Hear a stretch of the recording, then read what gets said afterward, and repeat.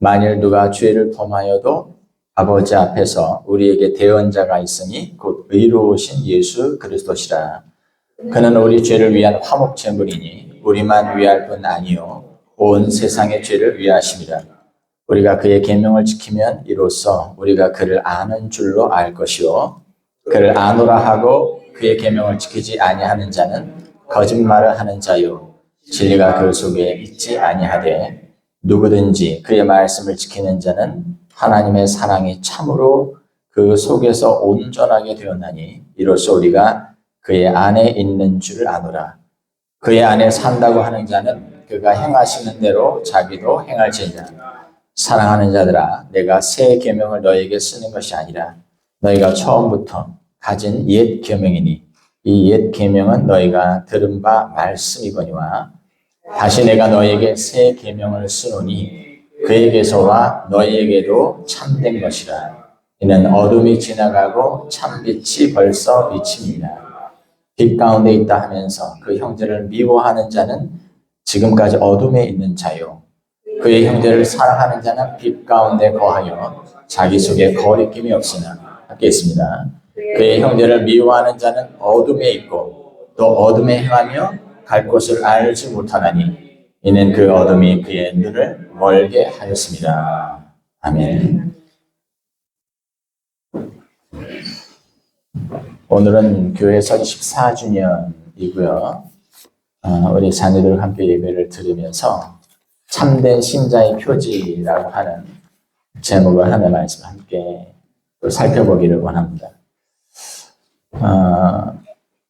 우리 자녀들과 함께 예배를 드릴 때에도 제가 말을 좀 쉽게 하지 않습니다. 그건 좀 양해해 주시길 바라요. 왜냐하면 그러면 자꾸 우리 자녀들이 표현하는 말이 어린아이 말처럼 된대요. 그래서 어린아이 말처럼 하지 말고 그냥 어른들 하는 말처럼 하는 게 교육학적으로도 좋다 그래요. 그래야 아이들이 지금 무슨 말이지 하고 자꾸 생각을 하게 되고 어휘력도 는다고 합니다. 일단 제목은 알아야 되니까 참된 신자의 표지가 뭘까? The marks of the true Christian 뭐 이렇게 하면 될지 모르겠습니다. 사도 요한은 교회 성도들이 초기 영지주의 이단의 그 꾀임에 넘어가서 교회 안에서 여러 가지로 문제를 일으키고 있는 것을 보고 있습니다. 그들은 죄를 지어도 죄책감을 조금도 느끼지 않는 겁니다. 그러면서도 교리적으로 그것을 합리화하는 악에 빠져 있는 것을 사도 요한은 아주 심각하게 생각을 하는 겁니다. 그래서 그는 1절에서 이렇게 얘기하죠. 1절 상반절 나의 자녀들아 내가 이것을 너희에게 쓰면 너희로 죄를 범하지 않게 하려 함이라. 앞에서 요한이 말했듯이 죄는 하나님의 성품과는 거리가 먼 것입니다. 사람들이 하는 말 중에 제가 자주 쓰는 말이지만 착하게 살면 죽어서 좋은 곳에 가지 않겠나 하는 그런 생각들을 하죠. 세상 사람들이 가지고 있는 가장 일반적인 구원에 대한 생각입니다. 그런데 사람이 죄를 짓기 때문에 죄인이 되는 것이 아니고 죄된 본성을 가지고 있기 때문에 죄를 짓게 되는 거예요. 그런데 그 죄라는 것이 얼마나 심각한 것인지 또 죄된 본성이라고 하는 것이 얼마나 심각한 것인지 인간은 그걸 잘 알지 못합니다. 왜 인간들이 예수를 믿지 않으면 지옥에 가는가? 예수를 믿지 않아 가는 게 아니라 죄된 본성을 가지고 있으면 거룩하신 하나님이 계신 천국에 들어갈 수 없기 때문에 지옥에 가는 거예요. 다시 말해 죄는 하나님의 성품과는 거리가 먼 것입니다. 그런데 이 죄가 불신자들에게뿐만 아니라 이 신자들에게도 여전히 남아있죠. 그런데 이 신자들에게 이 죄가 끼치는 심각한 문제가 뭐냐면 하나님과의 친밀한 사귐을 파괴하는 겁니다. 우리가 기도를 하든지 아니면 경건 생활을 하든지 간에 하나님과의 관계가 좋은 것 같아요. 편안함을 느끼고 하나님과 가깝다는 걸 느껴요. 그런데 어느 순간 내가 하나님과 좀 멀어져 있구나라는 생각이 드는 때가 어느 때냐면 하나님께 죄를 범했을 때예요. 다시 말해 하나님과 우리 사이의 그 친밀감을 파괴하는 결정적인 장애물이 뭐냐면 바로 여러분들이 쉽게 범하는 죄입니다. 그래서 성도는 하나님 앞에서 범죄하는 일에 대해서 두려워하고 조심해야 돼요. 그리고 이 일로 인해서 우리에게 벌어지는 일이 뭐냐면 영적인 활력을 잃어버리게 돼요. 다시 말해 자주 내가 알고 있는 이게 하나님께 기뻐하시지 않는 일인데 라는 일을 계속적으로 반복적으로 행하게 되면 첫 번째 하나님과의 친밀한 사귐이 파괴되고 또 하나는 영적으로 활력을 잃어버린 그런 상태로 오래 지속됩니다. 그리고 그런 사람의 삶 속에는 신자인 경우에 기쁨이 없어져 버려요.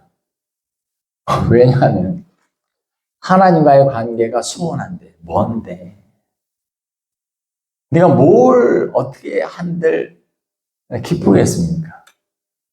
내 육체는 기뻐할 줄 몰라요. 죄를 탐닉하는 것 때문에 그 죄를 내가 저지르고 있는 동안에는 어떤 즐거움을 느낄 줄 몰라요. 그러나 영혼은 너무 고통스러워합니다. 하나님이 싫어하시는 일인데.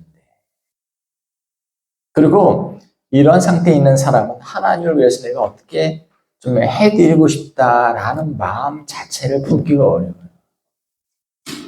그래서 하나님 보시기에 매가 없는, 매갈이 없는 삶을 살아가게 됩니다.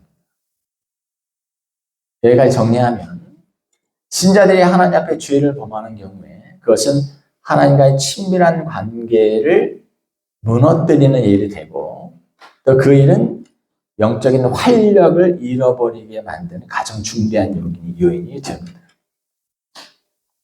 한 사람의 신자가 하나님과 친밀한 사귐에서 떨어져서 멀어져서 영적인 활력을 잃어버리게 되면 과연 신자들은 어디에 소망을 두고 어디에 기대를 두고 살 수가 있겠습니까?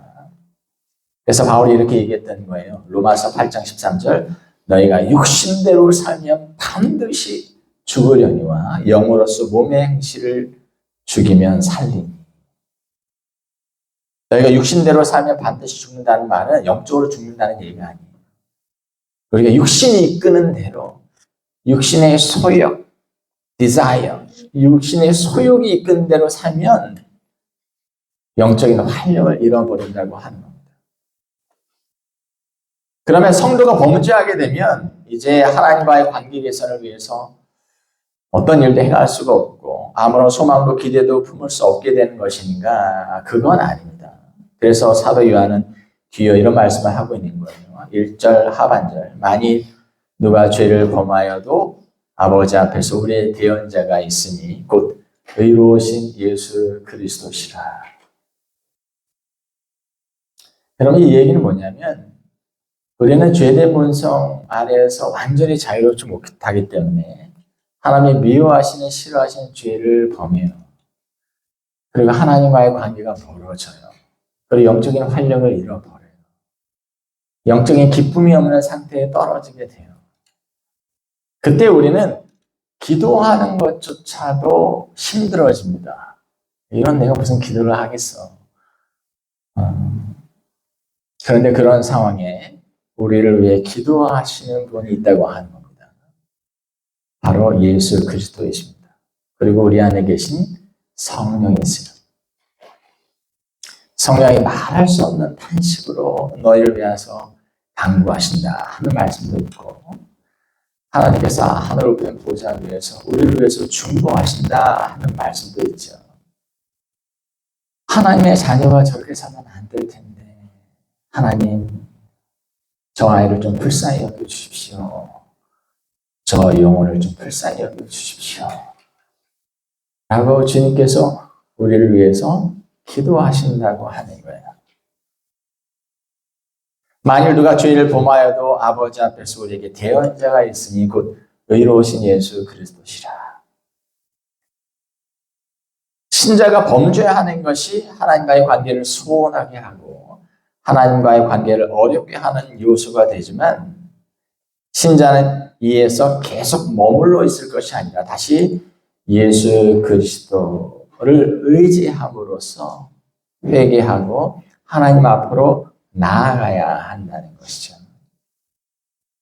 사도 요한은 여기서 죄져도 괜찮아. 기도하면 다 용서해 주셔. 그런 얘기를 하고 있는 게 아니에요. 사도 요한은 지금 이 땅에서 성도는 범죄하는 일에 있어서 자유로울 수 없다는 것을 얘기하는 겁니다. 완전할 수 없다는 점을 사도 요한은 인정을 하는 거예요. 하나님 앞에서 거룩하고 정결한 삶을 살아가려고 애써도 우리 안에 여전히 자리 잡고 있는 죄된 본성으로 인해서 우리가 죄를 지을 수 있다는 점을 사도 요한은 인정하고 있습니다. 하지만 중요한 것은 그러면 그때 성도는 계속 그런 상태에 좌절하고 그냥 자포자기한 상태로 널브러져 있어야 하는가? 그건 아니라고 하는 것이죠.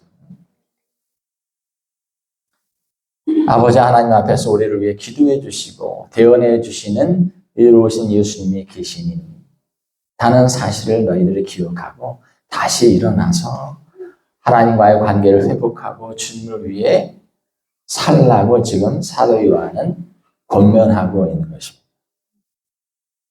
사실 우리가 얻게 된 구원은 우리 자신의 안에 있었던 어떤 것이 아니지요. 의로우신 구원자 예수 그리스도의 공로를 통해서 우리가 얻게 되는 거예요.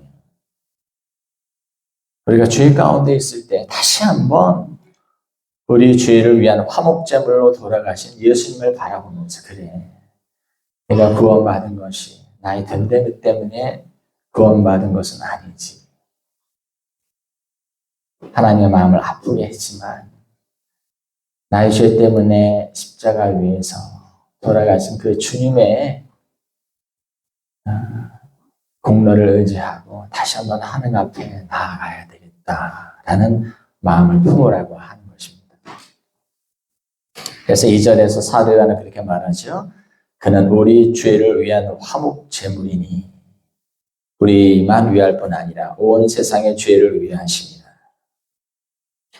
여러분, 이러한 사도 요한의 교훈은 확실히 초기 영지주의자들의 태도와는 차이가 있는 것입니다. 그들은 죄를 지어도 죄책감도 없고 또다시 죄를 짓는 일에 무감각했어요. 왜냐하면 그들은 어떤 생각을 가졌냐면 구원을 얻는 것은 영적인 지식, 그래서 영지입니다. 특별한 영적 지식을 소유하면 구원을 얻는 거고 그렇게 특별한 영적 지식을 소유해서 한번 구원을 얻고 나면 위에 우리가 육체로 어떤 삶을 살든지 어떤 죄를 짓고 살든지 간에 구원을 잃어버리지 않아. 구원 얻는 것과는 아무런 상관이 없어. 이런 식의 생각이 있거든요. 그렇기 때문에 죄를 지어도 하나님 앞에 부끄러워하지 않고 뭐 죄이니까 죄를 짓지. 그러니까 예수님 십자가에 돌아가신 거 아니야? 라는 식으로 너무나도 뻔뻔했던 것이죠. 하지만 여러분, 진실한 성도는 하나님과의 친밀한 사귐에 상처를 입히게 될까 봐 범죄하는 것에 두려워합니다. 혹시라도 죄를 짓게 된다면 깊이 가슴 아파하면서 회개하고 하나님과의 관계 회복을 위해서 더욱 예수 그리스도를 의지하게 된다고 하는 것입니다. 자, 첫 번째로 참된 신자의 표지 첫 번째는 무엇인가? 참된 신자는 하나님 앞에 죄를 짓는 것에 대해서 두려워합니다. 여러분들이 살아가면서 하나님께든 아니면 다른 이웃에게든 잘못을 저지르고 어떤 죄를 저지르고 아니면 남이 알지 못한 어떤 죄 가운데 내가 빠져가지고 여전히 그 가운데서 즐거움을 탐닉하면서도 아무런 죄책감도 느끼지 못하고 있다면 우리는 참된 신자와는 거리가 먼 겁니다. 여러분, 로마서에 보면 그런 얘기가 나오죠. 죄가 더한 것에 은혜가 더했다. 정말 그래요. 제가 살면서 느끼는 게 그겁니다. 내가 이런 죄인이구나 라는 생각이 들면 나를 용서하신 하나님의 용서와 사랑이 얼마나 놀라운 것인지 깨닫게 돼요. 근데 사도 바울이 그렇게 얘기합니다. 그러면 죄가 더한 곳에 은혜가 더하니 그럼 우리가 죄를 지으리요 이렇게 얘기합니다. 더 큰 죄를 지을수록 내가 이 큰 죄 가운데 있었는데 하나님께서 용서해 주셔서 이 죄에서 용서받았구나. 그런 것에서 오는 마치 마약 같은 어떤 즐거움 아니면 감격을 위해서 또 죄에 빠질까요? 여러분, 이런 생각, 이런 행동은 바로 이런 거나 마찬가지예요. 나를 정말로 이해하고 용납하면서 사랑하는 사람이 있는데 그 사람의 이해와 용납과 사랑과 관심을 반환하기 위해서 계속 그 사람을 아프게 하는 겁니다. 그러면 그 사람이 막 달려와가지고 관심을 가져주고 사랑을 보여주고 그게 좋은 거죠. 나를 사랑하는 그 사람의 사랑과 관심을 얻어내기 위해서 그 사람이 싫어하는 일을 행하고 그 사람이 힘들어하는 일을 계속 행할 수 있겠습니까? 여러분, 사랑은 나를 사랑하는 이의 마음을 아프게 하고 싶어 하지 않아요. 그래서 참된 신자는 하나님 옆에 범죄하는 것에 대해서 두려워하는 거예요. 나를 사랑하신 그분의 마음을 아프게 해드리고 싶어 하지 않는 것이죠. 그리고 잘 가꾸어 나가야 되는데 조심스럽게 그분과의 관계를 가꾸어 나가야 되는데 내 실수 또 내 즐거움 때문에 그런 것들을 깨뜨리고 하나님과의 관계가 멀어진다. 영적인 기쁨을 잃어버린다. 활력을 잃어버린다. 그것이 더 괴롭다고 생각이 드는 거죠. 그러니 참된 신자는 하나님께 범죄하는 것에 대해서 두려워하는 겁니다. 하지만 진실한 성도는 이보다 더 적극적으로 하나님 앞에 살려고 할 것입니다. 그러면 어떻게 사는가? 3절부터 6절까지 말씀이에요. 요한일서 2장 3절부터 6절까지 제가 읽어보겠습니다. 우리가 그의 계명을 지키면 이로써 우리가 그를 아는 줄로 알 것이요 그를 아노라 하고 그의 계명을 지키지 아니하는 자는 거짓말하는 자요 진리가 그 속에 있지 아니하되 누구든지 그의 말씀을 지키는 자는 하나님의 사랑이 참으로 그 속에서 온전하게 되었나니 이로써 우리가 그의 안에 있는 줄 아노라. 그의 안에서 산다고 하는 자는 그가 행하시는 대로 자기도 행할지니라. 무슨 말이에요? 진실한 성도는 하나님을 사랑하기에 하나님의 계명의 말씀에 순종하는 삶을 살고 싶어 한다는 거예요. 여러분, 누군가를 사랑하게 되면 꼭 마음이 이렇게 됩니다. 연애를 통해서 결혼하신 분들은 다 느끼실 거고 지금 연애하고 있는 사람들은 다 느낄 겁니다. 내가 누군가를 사랑하면 그 사람이 기뻐하는 일을 해주고 싶어 해요. 그렇습니다. 그 사람이 관심 있어 하는 관심 분야에 나도 관심을 갖게 되고 그 사람이 좋아하는 그 일에 나도 관심을 갖게 됩니다. 어떻게 하면 내 애인이 기뻐할까, 좋아할까 하는 생각에 그 일을 찾아가게 되어 있어요. 마찬가지입니다. 참된 신자는 하나님의 말씀에 순종하는 것을 하나님이 기뻐하시는 것을 알기 때문에 최선을 다해서 하나님의 말씀에 순종하고자 하는 겁니다. 그러니 여러분들이 하나님의 말씀에 대해서 이런 자세를 가져야 돼요. 첫 번째는 하나님의 말씀을 깨닫기를 원하셔야 해요. 말씀을 읽든 아니면 말씀을 듣든지 간에 하나님의 말씀이 도대체 무슨 의미일까? 저 말씀이 도대체 무슨 뜻일까? 깨닫게 하시거든 기뻐하세요. 아, 이런 말씀이었구나. 내가 이 말씀에 순종하면 하나님이 기뻐하신다는 것인가? 하나님이 하신 것을 원한다면 하나님을 기쁘시게 해드리기 위해 그 말씀에 순종하는 쪽으로 나아가야 하는 것이죠. 하나님을 안다고 하는 신자인가? 무엇을 보아 그것을 알 수 있는가? 3절은 분명히 얘기합니다. 우리가 그의 계명을 지키면 이로써 우리가 그를 아는 줄로 알 것이요. 하지만 하나님을 안다고 하지만 주님의 계명과는 거리가 먼 삶을 살아가고 있는 사람이라면 그는 어떻게 평가될 수 있는가? 4절에 말해요. 그를 아노라 하고 그의 계명을 지키지 아니하는 자는 거짓말을 하는 자다. 진리가 그 속에 있지 아니한 사람이다. 하나님을 사랑하는 신자입니까? 그분 안에서 살아가고 있다고 자부하는 신자입니까? 무엇을 보아 그것을 알 수 있습니까? 그 사람이 하는 말입니까? 교회를 어지럽히고 있었던 초기 영지주의자들이 바로 그런 식으로 말이 앞섰어요. 그리고 자신들이 마치 그런 사람인 것처럼 구원은 이렇게 얻는 거예요. 하나님 이런 분이셔. 라는 식으로 떠들어대고 있었어요. 하지만 사도 요한은 어떻게 말해요? 5절, 6절. 누구든지 그의 말씀을 지키는 자는 하나님의 사랑이 참으로 그 속에서 온전하게 드러나니 이로써 우리가 그의 안에 있는 줄 아노라. 그의 안에 산다고 하는 자는 그가 행하시는 대로 자기도 행할지니라. 영지주의자들은 영적인 지식이라고 하는 지적인 성취에 몰두하는 사람이었어요. 하지만 사도 요한은 참된 신자는 말씀에 순종하고 예수 그리스도의 모범을 따라 사는 자들임을 분명히 하고 있는 겁니다. 6절, 그의 안에 산다고 하는 자는 그가 행하시는 대로 자기도 행할지니라. 분명히 이것은 예수님께서 자신의 제자들에게도 동일하게 기대하셨던 바였습니다. 요한복음 13장 14절 15절 내가 주와 또는 선생이 되어 너희 발을 씻었으니 너희도 서로 발을 씻어주는 것이 옳으니라.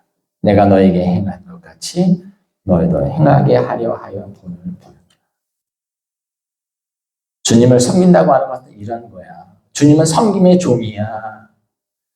말로 주님이 어떤 분이신지를 이야기하고 섬김이 어떤 것인지를 이야기하는 게 참신자의 모습이 아니라 아 그렇습니까? 하고 겸손히 허리에 행주를 들고 보이지 않는 곳에서 성도들의 발을 씻기고 있는 그 성도가 진실로 주님을 아는 자라고 하는 겁니다. 사도 베드로 또한 그리스도인이 신앙을 지키는 데 있어서 당하게 되는 고난을 이야기하면서 예수 그리스도께서 보여주신 모범이 바로 우리가 따라야 할 모범이라는 것을 이야기합니다. 베드로전서 2장 20절 21절 죄가 있어 매를 맞으면 무슨 칭찬이 있으리요. 그러나 선을 행함으로 고난을 받고 참으면 이는 하나님 앞에 아름다우니라. 이를 위하여 너희가 부르심을 받았으니 그리스도도 너희를 위하여 고난을 받으사 너희에게 붐을 끼쳐 그 자취를 따라오게 하셨느니라. 이런 거예요. 하나님 말씀대로 산다고 하는 것도 좋지만 말씀 세상에 그렇게 사는 사람 많지 않아요. 교회 안에서도 이런 식으로 사는 사람 많지 않아요. 하나님이 요구하시니까 내가 이렇게 순종하기는 하는데 너무 괴롭습니다. 사회에서도 이상한 사람처럼 쳐다보고 교회 안에서도 너만 특별하냐 이런 식의 시선으로 나를 쳐다보는 모습 볼 때 내가 왜 이렇게 살아야 되나 하는 생각이 들 때가 있습니다. 베드로는 뭐라고 얘기해요? 그런 고난과 어려움에 대해서 주님께서 먼저 너에게 본을 보여주시지 않았는가. 예수님께서 죄가 있어 사람들에게 모욕을 당하고 심해픔을 당하고 채찍질을 당하고 또 십자가에 못 박혀 죽었는가. 아무런 죄가 없음에도 불구하고 온 이들을 구원하시기 위해 하나님의 말씀에 순종하려 하는 과정에 그런 고난을 당하셨다는 것이죠. 그러니 우리도 앞서가신 주님의 모습을 따라 믿음 때문에 고난을 당하는 것은 마땅한 바라고 베드로는 이야기하고 있는 거예요. 여러분, 우리는 신자로서 마땅히 따라야 할 모범이 주어진 사람들이에요. 많은 신자들을 보면 우리가 어떻게 세상에서 어떻게 살아야 될지, 교회 안에서 사람들이 어떻게 해야 될지 아무런 규범도 주어지지 않는 것처럼 살아 그렇게 생각하는 것 같아요. 그렇지 않습니다. 주님이 보여주셨어요. 주님이 친히 보여주셨습니다. 너희들 이렇게 해야 해. 구원받은 하나님의 자녀라면 이렇게 해야 한다. 아이고, 우리가 어떻게 그렇게 살아요? 우리가 죄인인데 어떻게 그렇게 삽니까? 내가 성인군자도 아닌데 어떻게 그렇게 살아요? 그것은 주님의 생각이 아니고 우리들의 생각일 뿐입니다.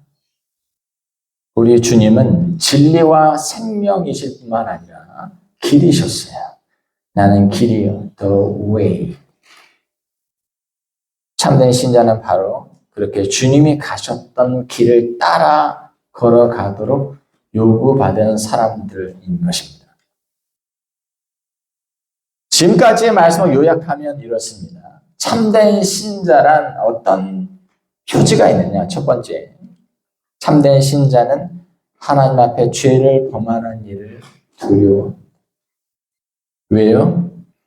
하나님과의 친밀한 사귐을 깨뜨려 버리는 중대한 방해물이 되기 때문에 그렇습니다. 하나님과의 친밀한 사귐에서 오는 그 즐거움과 기쁨을 잃어버리느니 네가 잠시 죄악 가운데서 누리는 그 즐거움을 포기하지. 그렇게 생각한다고 하는 거예요. 두 번째, 참된 신자란 어떤 표지를 가지고 있는가? 하나님을 사랑하니 예수 그리스도의 모범을 좇아 하나님의 말씀에 순종하며 살아가기를 애쓰는 사람이라고 하는 겁니다. 여러분, 저는 지금 윤리도덕 강론을 하고 있는 게 아니에요. 우리 교회가 시드니 예수님 교회라고 하는 이름을 가졌습니다. 거기에는 여러 가지 이유가 있지만 두 가지 이유를 대면, 첫 번째, 이 세상이 지금 다원주의 구원론으로 물들어가고 있습니다. 꼭 예수만 믿어야 구원받는 거 아니에요. 그러나 우리 교회는 그렇지 않습니다. 오직 예수만이 우리의 구원의 주가 된다고 믿기 때문에 예수인 교회입니다.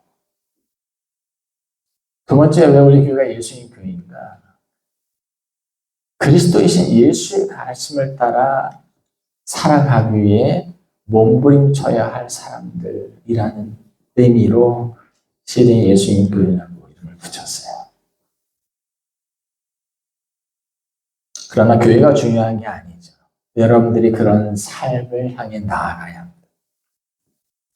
이제 요한은 이에 덧붙여 한 가지 사항을 더 이어갑니다. 참된 신자란 어떤 표지를 가지고 있는가?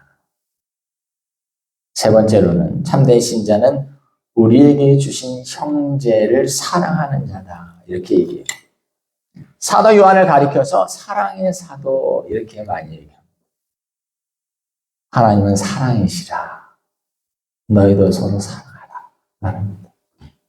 참된 신자는 우리에게 붙여주신 영혼들을 사랑하는 사람이에요. 9절에서 이렇게 얘기하죠. 빛 가운데 있다 하면서 그 형제를 미워하는 자는 지금까지 어둠에 있는 자예요. 하지만 지금 이 영지주의 이단에 빠져있는 신자들이 하고 있었던 일은 뭐예요? 그들 자신만이 구원에 이를 만한 영적인 지식을 소유하고 있는 것처럼 다른 신자들을 무시하고 깔보는 영적인 교만의 죄에 빠져 있었던 것이죠.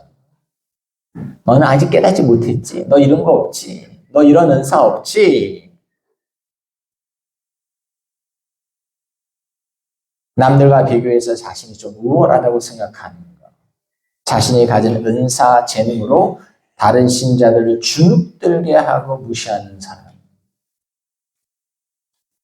다른 신자들에게는 그 어떤 윤리적인 모범도 보여주지 않으면서 지적인 부분을 앞세워서 오히려 다른 신자들을 주눅들게 하고 죄책감이 들게 하고 괜찮아. 우리가 뭐 행함으로 구원받냐? 믿음으로 구원받지. 인간은 다 죄인이기 때문에 살면서 이런저런 죄도 묻히고 또 섞여서 사는 거야. 뭐 그런 일에 너무 죄책감 느끼지만 다 그래, 다 범죄를 조장하고 있는 것이죠. 하지만 사도 요한은 말합니다. 그리스도 안에 거하는 신자는, 즉 참된 신자는 그리스도인 형제들과 교제하면서 그들을 깊이 사랑하는 사람들이라고 하는 거예요. 사실 이 사랑에 대한 계명은 새로운 것이 아닙니다. 그들이 옛적부터 가지고 있던 하나님 주신 계명이에요. 그래서 예수님 또한 율법의 계명을 하나님 사랑과 이웃 사랑의 계명으로 요약하신 적이 있죠. 마태복음 22장 35절부터 보면 그 중에 한 율법사가 예수를 시험하여 묻되 선생님, 율법 중에서 어느 계명이 크니까? 예수께서 이르시되 네 마음을 다하고 목숨을 다하고 뜻을 다하여 주 너희 하나님을 사랑하라 하셨으니 이것이 크고 첫째 되는 계명이요 둘째도 그와 같으니, 그와 똑같은 비중이라는 거예요. 내 이웃을 내 자신같이 사랑하라. 하지만 이 사랑에 대한 계명을 예수님은 새롭게 그분의 제자들에게 강조하여 말씀하셨습니다. 그리고 바로 이 사랑이 예수의 제자됨의 표지가 될 것을 말씀하고 있는 겁니다. 요한복음 13장 34절 35절 새 계명을 너희에게 주노니 서로 사랑하라. 내가 너희를 사랑한 것 같이 너희도 서로 사랑하라. 너희가 서로 사랑하면 이로써 모든 사람이 너희가 내 제자인 줄 알리라. 너희가 성경에 대해서 빠삭히 알고 있고 또 교리적인 부분에 대해서 아주 해박하게 알고 있으면 사람들이 저 사람들은 예수님의 제자구나. 그게 아니고 저들이 서로 사랑하는 모습을 보니, 이해하고 용납하고 있는 모습을 보이니 그리스도의 제자이구나. 그렇게 안다는 거예요. 신자라고 하면서 예수 안에 거한다고 하면서 말씀 안에 거한다고 하면서 빛 가운데 행한다고 하면서 형제를 판단하고 정죄하고 미워하고 있다면 그것은 맞지 않는 일이라고 사도 요한이 이야기하고 있는 겁니다. 그들은 오히려 자신이 여전히 빛이 아닌 어둠 가운데 있는 것이 아닌가 생각해 보아야 한다는 것이죠. 9절 빛 가운데 있다 하면서 그 형제를 미워하는 자는 지금까지 어둠에 있는 자요. 그 형제를 미워하는 자는 어둠에 있고 또 어둠에 행하며 갈 곳을 알지 못하나니 이는 그 어둠이 그의 눈을 멀게 하였습니다. 사도 요한에게 있어서 참 성도란 주님과의 친밀한 사귐 속에서 빛이신 주님처럼 빛 가운데에서 행하는 사람이요 형제를 사랑하는 사람인 것입니다. 사도 요한에게 있어서 이러한 사람들은 삶에 대한 두려움, 심판에 대한 두려움이 없으며 양심에 거리낌이 없는 사람들인 겁니다. 10절 그의 형제를 사랑하는 자는 빛 가운데 거하여 자기 속에 거리낌이 없다 했습니다. 여러분 혹시 내가 구원 받겠나? 정말 구원 받을까? 여러 가지 고민이 드십니까? 성경에 보면 사랑엔 두려움이 없나니 하는 말씀이 있어요. 내가 어느 곳에 있든지 어느 자리에 있든지 다른 사람이 나를 어떻게 생각하든지 간에 하나님 주신 사랑으로 누군가를 진심으로 사랑하고 있다면 여러분들은 여러분들의 구원에 대해서 염려할 필요가 없습니다. 사랑에는 두려움이 없습니다. 이제 요약하겠습니다. 참 신자란 참 성도란 어떤 사람인가? 하나님 앞에 죄를 범하는 일을 두려워하는 사람입니다.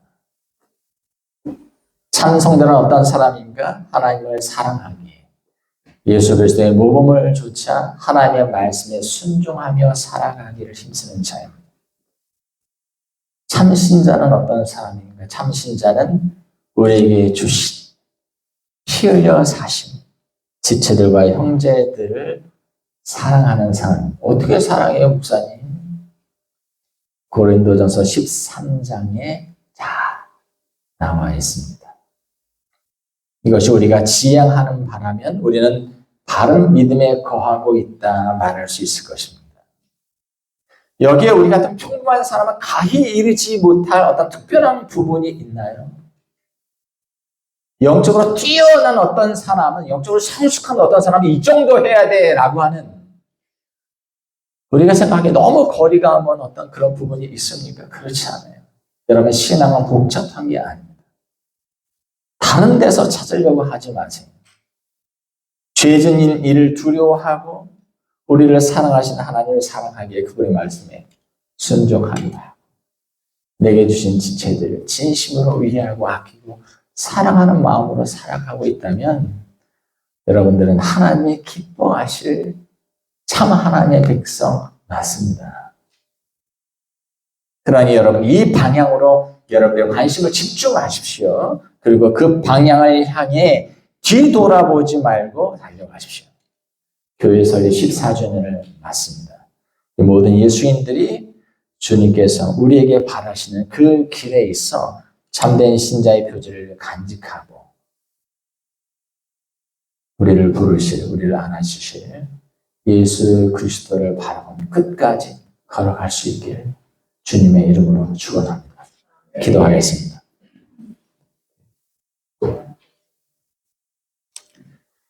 하나님 아버지, 우리가 신자라는 그리스도인이라는 이름을 가졌음에도 불구하고 하나님의 만극하신 그 사랑과 인내를 볼모잡아 여전히 죄 가운데에서 머무르며 범죄하는 것을 두려워하지 않았던 삶을 살았음을 하나님 앞에 고백합니다. 구원을 믿음으로 받지 행함으로 받나? 나는 말로서 죄악에 우리 자신을 방임하며 살았던 삶을 핑계하였던 것을 고백하오니 하나님 용서하여 주옵소서. 세상 사람들 다 그렇게 살아. 너면 특별한 신앙인 아니야. 세상 사람들도 때로는 교회 안의 사람들도 우리가 하나님의 말씀을 쫓아 살아가는 삶에 대해서 비아냥거리고 욕하고 우리가 마치 이상한 사람들인 것처럼 취급하는 일들을 바라보면서 마음 상해하고 힘들어할 때도 있었습니다. 그러나 하나님, 이제는 더 이상 우리가 그렇게 하지 않게 믿음을 주시기를 원합니다. 죽기 전 온 이스라엘 백성들을 바라보면서 너희가 어찌하든지 간에 나와 내 가족은 오직 여호와 하나님만을 섬기겠노라 하고 고백했던 여호수아처럼 우리 모든 가장들, 우리 자녀들도 세상이 어찌하든지 간에 교회 안에 사람들이 어찌하든지 간에 나는 하나님의 말씀을 쫓아 이 길을 끝까지 몸부림치며 걸어가겠노라고 고백할 수 있는 예수인들 다 될 수 있도록 주여 우리에게 믿음을 허락하여 주시옵소서. 작고 연약한 교회입니다. 그러나 이 교회가 존재하는 날 동안 분명한 하나님의 말씀이 선포되게 하여 주시고 여기 있는 우리 모든 예수인들 주께서 명하신 참 신자의 삶을 끝까지 달려가는 축복을 우리에게 더하여 주시옵소서. 예수님의 이름으로 기도하옵나이다.